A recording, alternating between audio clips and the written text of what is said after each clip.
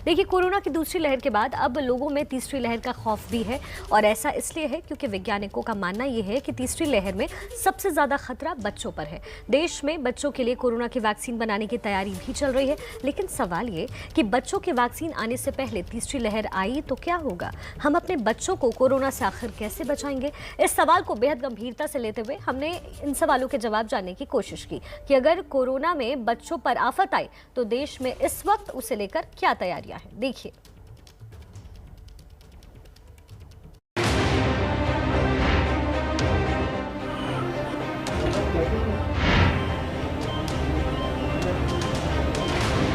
कि यंग लोग in general और एसिम्प्टोमेटिक, इन्फेक्शन होती है पता ही नहीं चलता है। कहा जा रहा है कि तीसरी लहर में सबसे ज्यादा प्रभावित बच्चे होंगे और हमारे बच्चे बिल्कुल एक अनप्रोटेक्टेड या एक वल्नरेबल पॉपुलेशन बन चुके हैं। कोरोना ने अगर बच्चों को निशाना बनाया तो क्या होगा? क्या तीसरी लहर से बच्चों को बचाने के लिए तैयार हैं हम? देश में इस वक्त बच्चों के इलाज के लिए क्या इंतजाम है? इस वक्त हर किसी के मन में सिर्फ इसी बात की चिंता है। इसीलिए आज हम मास्टर स्ट्रोक में आपको इसी खतरे से जुड़ी वो रिपोर्टिंग दिखाने जा रहे हैं जो आपने इससे पहले नहीं देखी होगी। कोविड की तीसरी लहर की चर्चा चल रही है। कहा जा रहा है कि तीसरी लहर में सबसे ज़्यादा प्रभावित बच्चे होंगे। आज हम ये जानने की कोशिश करेंगे कि आखिर जो बच्चों के लिए पेडियाट्रिक और NICU जैसे इंफ्रास्ट्रक्चर, ज़रूरी इंफ्रास्ट्रक्चर हैं हमारे पास, क्या वो भारत में पूरी तरह से उतने हैं जो इस सारी परेशानी को एक साथ हैंडल कर लें? ABP न्यूज संवाददाता इस वक्त आपको जिस जगह पर नजर आ रहे हैं वो बच्चों का ICU है, यानी अस्पताल के भीतर बच्चों का इंसेंटिव केयर यूनिट। सबसे पहले तो आप ये समझ लीजिए कि जिस तरह अडल्ट्स यानी वयस्क लोगों के लिए ICU होता है, उसी तरह बच्चों के लिए अलग ICU होता है। यहाँ सिर्फ बच्चों का इलाज किया जाता है। 1 महीने के बच्चों के लिए नैनो ICU होता है और 1 महीने से 16 साल के बच्चों के लिए पीडियाट्रिक ICU होता है। इंफ्रास्ट्रक्चर कितना डिफरेंट होता है बड़ों का ICU और बच्चों के ICU में? तो इंफ्रास्ट्रक्चर तो बिल्कुल डिफरेंट होता है। बच्चों बड़ों के बेड होते हैं वो बिल्कुल अलग बेड होते हैं, फुल बेड होते हैं। अगर हम इनकी बात करते हैं, आप देख रहे हैं कि ये नियोनेटल बेड्स हैं, इनको हम बॉर्मर्स बोलते हैं, इंक्यूबेटर्स बोलते हैं। ऐसे पीडियाट्रिक ICU के बेड, पीडियाट्रिक बेड्स अलग होते हैं। तो नियोनेट जो 1 महीने से कम बच्चा होता है उसका बेड बिल्कुल डिफरेंट होता है। पीडियाट्रिक NICU है जिसके अंदर खड़े हुए हैं, ये नियोनेटल बेड है। तो इसके अंदर जो खास बात होती है, बच्चों को हम रखते हैं उसको टेम्परेचर मेंटेन करना बहुत जरूरी होता है। इवन इन्फेक्शन कंट्रोल के बहुत सारी चीज़ें हम ध्यान रखते हैं। तो टेम्परेचर और उसकी बैटल चार्टिंग बहुत सारे मॉनिटर्स पे हम लोग करते हैं। तो एक तो ये हो गया। दूसरा, जो बच्चों के लिए ऑक्सीजन बात करें तो ऑक्सीजन की जो सप्लाई है वो अलग तरह से हम करते हैं। उनके मास्क डिफरेंट होते हैं, उनका जो इक्विपमेंट है, जैसे हम बड़ों में बाईपैप यूज़ करते हैं तो बच्चों में हम CPAP यूज़ करते हैं अगर जरूरत पड़ती है। इवन वेंटिलेटर के मॉड्स अलग होते हैं, वेंटिलेटर डिफरेंट होते हैं बहुत सारे, उनकी ट्यूबिंग्स डिफरेंट होती हैं। अम्बूज हैं, उनकी जो कैपेसिटी वो छोटी होती है, वो सोफिस्टिकेटेड होते हैं। बड़ों में बड़े ह्यूज टाइप के होते हैं। अगर बच्चों को हमें इंटूबेट करना पड़ता है, जरूरत पड़ती है, तो उनकी जो इंटूबेशन की जो लैरिंगोस्कोप वगैरह होती हैं या ब्लेड्स होते हैं, उनका साइज छोटा होता है बड़ों से। तो ये बहुत सारे डिफरेंस होते हैं। बच्चों को जब वेंटिलेटर में रखना पड़ता है तो उसमें डॉक्टरों को बेहद चौकन्ना रहना पड़ता है। बच्चों का और बड़ों का, चाहे वो केयर की बात हो, चाहे वो नर्सिंग की बात हो, वो कितना मुश्किल और कितना डिफरेंट होता है?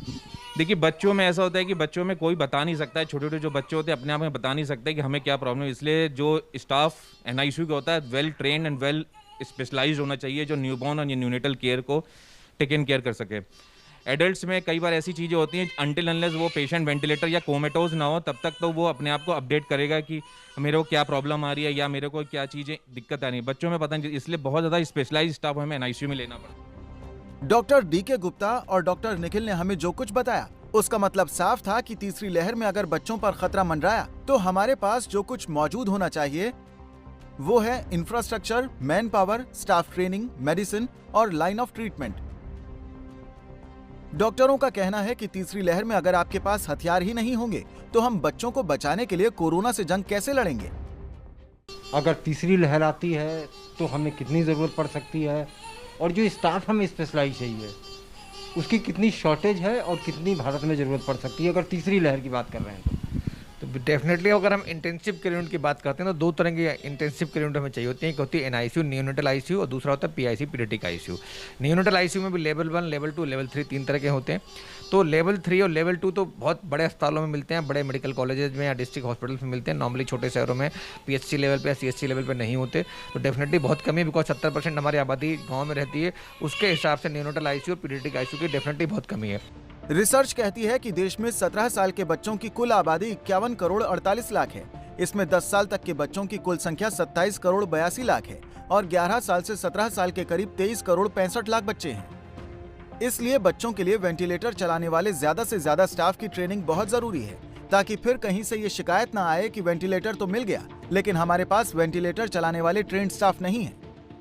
हम लोग इंफ्रास्ट्रक्चर को अपग्रेड भी कर देते हैं, अगर हम वेंटिलेटर लगा देते हैं, बेड्स बना देते हैं, बॉर्मर्स लेते हैं, बट फिर भी हमें जो सबसे बड़ी चैलेंज आएगा, सरकार को उस पर फोकस करना चाहिए, वो है स्टाफ की ट्रेनिंग का। तो हमें चाहिए कि जितना भी जो करंट स्टाफ है, जो डिस्ट्रिक्ट हॉस्पिटल में काम कर रहा है, मेडिकल कॉलेज में काम कर रहा है, प्राइवेट हॉस्पिटल में काम कर रहा है, वो नर्सिंग स्टाफ है, यहाँ के GDA हैं, बाकी डॉक्टर्स हैं, रेजिडेंट डॉक्टर्स हैं, उनको हम नियोनेटल के लिए ट्रेन करें, पीडियाट्रिक ICU के लिए ट्रेन करें कि किस तरह से हम उन बच्चों को ट्रीट करना, कैसे उनकी हमें मॉनिटर करना, कैसे उनको एग्जामिन करना, कैसे उनको ड्रग्स देनी है, क्या कैसे कैलकुलेशन करनी है, हमें क्या वेंटिलेटर सेटिंग्स होनी है, इक्विपमेंट को कैसे यूज़ करना है, कैसे हैंडल करना है। तो ये बहुत ज़रूरी है। अगर हमारे पास मान लीजिए सब कुछ हो, हथियार, हम लड़ाई लड़ने जा रहे हैं और हमारे पास सारे हथियार हैं, बट उनकी ट्रेनिंग नहीं, उनको चलाना कैसे है, तो भी प्रॉब्लम आ सकती है। हम NICU को समझ रहे थे कि आखिर NICU क्या होता है। चलिए अब हम देखने की कोशिश करते हैं कि आखिर जो PICU होता है उसका इंफ्रास्ट्रक्चर कैसा होता है, उसमें क्या ज़रूरतें होती हैं और क्या क्या चीज़ें अभी सरकार को और करने की ज़रूरत है। ये वो ICU है जहां 1 साल से 16 साल तक के बच्चों का इलाज होता है। वैसे तो ये नॉन कोविड ICU है, लेकिन फिर भी हमने यहाँ रिपोर्टिंग के दौरान कोविड प्रोटोकॉल का पूरा ख्याल रखा है। नवजात बच्चों के ICU से अब हम कुछ बड़े बच्चों के लिए ICU यानी पीडियाट्रिक ICU में पहुँच चुके हैं। डॉक्टर साहब, ये ICU कितना डिफरेंट है? जैसे हमने अभी नवजात शिशुओं को ICU देखा, उनके बेड अलग होते हैं, उनके बॉर्मर्स होते हैं जिनमें हम रखते हैं, जिनमें टेम्परेचर मेंटेन करना एक बहुत बड़ा चैलेंज होता है। तो इसलिए हमें बच्चों को, नवजात शिशुओं को एक इनक्यूबेटर या उनको बॉर्मर्स में रखे थे। ऐसे जो बड़े बच्चे होते हैं, जो 1 साल से बड़े बच्चे हैं, उनको हम नॉर्मल पीडियाट्रिक बेड्स होते हैं, तो थोड़ा साइज छोटा होता है एडल्ट बेड से, और जो 12 साल से ऊपर बच्चे होते हैं उनको हम एडल्ट साइज बेड पर ही रखते हैं। ये तो सिर्फ बात हो गई बेड की। बेड के अलावा और कौन कौन सी चीज़ें होती हैं जो बच्चों और बड़ों में फ़र्क होता है? जी बिल्कुल। तो जैसे अगर बच्चे को किसी को निमोनिया हो, बड़े को निमोनिया हो, तो दोनों का मैनेजमेंट अलग है। बड़े में जो होता है कि हम लोग ऑक्सीजन फ्लो देते हैं, जैसे नॉर्मल ऑक्सीजन, बच्चों में हम ऑक्सीजन वहीं से शुरुआत करते हैं, लेकिन बड़ों में ऑक्सीजन जब ज़्यादा रिक्वायरमेंट होती है तो हम उसको BiPAP पर रखते हैं, बच्चों में हम उसको CPAP पर रखते हैं। अगर हम बात करेंगे बच्चे को अगर वेंटिलेटर पर रखना है तो बाकी जो सपोर्टिव चीज़ें हैं वो क्या चाहिए होती हैं। ऐसे ही जैसे हम ट्यूब्स वगैरह की बात करते हैं तो बच्चों की ट्यूब बहुत छोटी होती है, जो नियोनेटर की हम बात कर रहे थे। बड़े बीच थोड़े बड़े बच्चे तो उनका बिल्कुल अलग होता है। अगर कोई टीनेजर है तो उसके लिए बड़ी ट्यूब चाहिए होती है, अगर हमें इंटूबेट करके उनको ऑक्सीजन देनी पड़ती है वेंटिलेटर थ्रू। ऐसे बच्चों को अगर इंटूबेट करना पड़ता है तो बच्चों के लिए इस तरह की लेरिंगोस्कोप चाहिए होती है हमें। बड़ों के लिए या जो 18 साल के बच्चे हैं, 12 साल के बच्चे हैं, 15 टीनेजर्स हैं, उनके लिए हमें बड़ी लेरिंगोस्कोप चाहिए होती है, जिसके डाल के हम लोग इंटूबेट करते हैं। ऐसे ही अगर हमें ऑक्सीजन देनी पड़ती है, सडनली बच्चा कोई कोलैप्स कर गया इंटूबेट करने से पहले, तो उसके लिए अम्बू करते हैं, तो बच्चों का अम्बू अलग होता है, जिस तरह से देख रहे हैं हम लोग। ऐसे ही बड़े बच्चों जो होते हैं, जो टीनेजर होते हैं, उनका बिल्कुल अम्बू अलग होता है। ग्राउंड पर जो हालात दिखते हैं उससे लगता नहीं कि हम बच्चों को तीसरी लहर से बचाने के लिए तैयार हैं। इसीलिए राष्ट्रीय बाल अधिकार संरक्षण ने 3 अलग अलग चिट्ठियां लिखी हैं। आयोग ने ICMR को एक चिट्ठी लिखी है। इस चिट्ठी में आयोग ने कहा है कि आप कोरोना संक्रमित बच्चों के उपचार और क्लिनिकल प्रबंधन से जुड़े प्रोटोकॉल साझा करें। इन प्रोटोकॉल को आगे राज्यों के बाल संरक्षण आयोगों के पास भेजा जाएगा। NICU जो बच्चों के पीडियाट्रिक वार्ड्स है, वहाँ पे इंक्यूबेटर्स या फोटोथेरेपी या जो भी मशीनें बच्चों के जीवन को बचाने के लिए काम आती हैं, उनकी जानकारी इकट्ठी करने के लिए फॉर्मेट्स भेजे हैं कि 7 दिन के अंदर राज्य सरकारें आयोग को ये अवगत कराए कि कितनी मशीनें बंद हैं, कितनी मशीनें फंक्शनल हैं और उनका एनुअल मेंटेनेंस हुआ है या नहीं हुआ है। तो हम इस प्रकार तैयारियों को चाकचौबंद करने की दृष्टि से काम करते हैं। आयोग ने दूसरी चिट्ठी केंद्रीय स्वास्थ्य सचिव राजेश भूषण को लिखी है। बच्चों और शिशुओं के लिए एम्बुलेंस सेवा के बारे में जरूरी दिशा निर्देश जारी किए जाएं। तीसरी चिट्ठी सभी राज्यों और केंद्र शासित प्रदेशों के स्वास्थ्य मंत्रालयों को लिखी गई है, जिसमें कहा गया है कि कोरोना से संबंधित अपने राज्य का डेटा तैयार करने के लिए नोडल अफसर की तैनाती करें।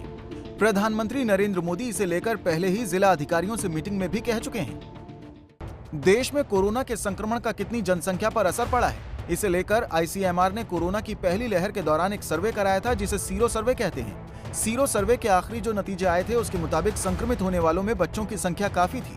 सीरो सर्वे के नतीजे कहते हैं कि देश में 10 से 17 साल के 25.3% बच्चों में कोविड-19 के एंटीबॉडीज मिले, यानी हर 4 में से एक बच्चे के शरीर में कोविड-19 के एंटीबॉडीज मिले।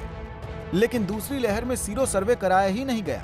स्वास्थ्य मंत्रालय तो पहले ही इस बात की आशंका जता चुका है कि कोरोना की तीसरी लहर बच्चों को टारगेट कर सकती है। देश की तमाम अदालतें इसे लेकर फिक्रमंद हैं। दिल्ली सरकार कह चुकी है कि कोरोना की तीसरी लहर से बच्चों को बचाने के लिए विशेष टास्क फोर्स बनाएगी। लेकिन सवाल यह है कि पूरे देश में इसे लेकर क्या तैयारी है। पास NICU या PICU हो, वो अभी के मरीजों को हैंडल करने के लिए पर्याप्त हैं या अभी ही शॉर्टेज है तो बाद में क्या होगा, क्या सिचुएशन है अभी? नहीं, अच्छी बात यह है कि इस वाली करंट दूसरी लहर में बच्चे बहुत ज़्यादा इन्फेक्टेड नहीं है, और बच्चे इन्फेक्टेड भी हैं तो बहुत सीरियस नहीं है, तो इसलिए पीडियाट्रिक आईसीयू की जरूरत कम पड़ रही है। और नियोनेटल आईसीयू में वैसे भी कम पड़ती है, बिकॉज नियोनेटल बच्चा नॉर्मली रेयरली न्यूबॉर्न इन्फेक्ट होता है। अगर मदर इन्फेक्टेड है तभी बच्चा इन्फेक्ट होगा, अदर इन्फेक्टेड नहीं होगा। तो अभी के लिए तो कोई दिक्कत नहीं, लेकिन हाँ फ्यूचर में तीसरी वेव आती, उसमें जो हम अंदाजा लगा रहे हैं, चूँकि ज़्यादातर एडल्ट वैक्सीनेट हो जाएंगे और बच्चे अभी तक कम एक्सपोज रहे हैं पहली और दूसरी लहर में। तीसरी लहर में चांसेस है बिकॉज या तो एडल्ट इन्फेक्टेड हो चुके होंगे या उनको वैक्सीन लग गया होगा। तो तीसरे जो वल्नरेबल पॉपुलेशन होगी, जो हाई रिस्क पॉपुलेशन होगी, जो वर्जिन पॉपुलेशन होगी, वो हमारे बच्चे ही होंगे, खास करके 18 साल से कम वाले बच्चे। तो उनको बचाने के लिए हमें डेफिनेटली हमें NICU और PICU को सुदृढ़ करने की जरूरत है।